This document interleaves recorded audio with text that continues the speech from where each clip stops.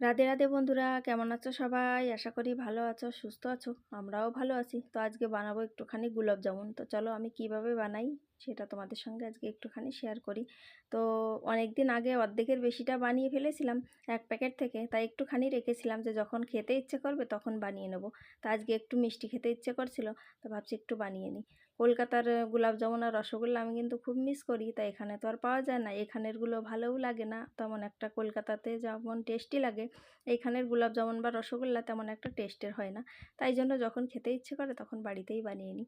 তো ওই একটুখানি মতো ছিল, তার জন্য বেশি যেহেতু নেই তার জন্য হাফ কাপ মতন চিনি দিয়ে দিছি, ওই 100 গ্রাম মতন হবে। তাই যে একটুখানি লেবু দিয়ে রেখে দিলাম। লেবু দিলে কী হবে, মানে চাশনিটা ভালো পরিষ্কার থাকে।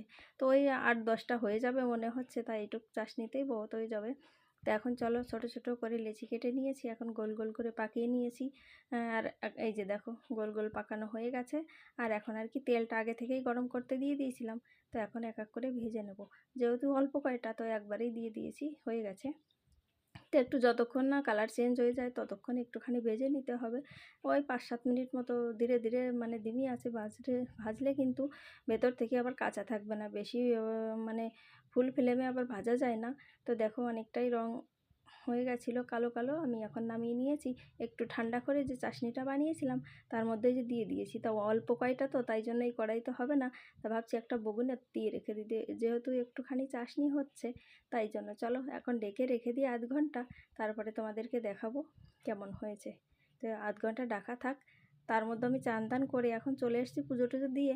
আর এখন দেখছি, দেখেছো কত বড় বড় হয়ে গেছে। আর পুরো মানে ঝোলটা আর কি চুষে নিয়েছে। আর খেতে ভীষণ কিন্তু টেস্টি হয়েছে। এলাইচি দিয়েছিলাম তার জন্য। তোমাদের একটা কেটেও দেখিয়ে দিই কেমন হয়েছে। তো এই দেখো রসটা কিন্তু একেবারে ভেতর পর্যন্ত চলে গেছে। ভাজাটাই মেন হচ্ছে। তো আজকের রেসিপিটা কেমন লাগলো? যদি ভালো লাগে তো একটা লাইক শেয়ার কমেন্ট করে দিও, আর ফলো করে পাশে থাকার অনুরোধ রইল তোমাদেরকে। তো ভালো থেকো, সুস্থ থেকো, পরে আবার দেখা হচ্ছে। রাধে রাধে।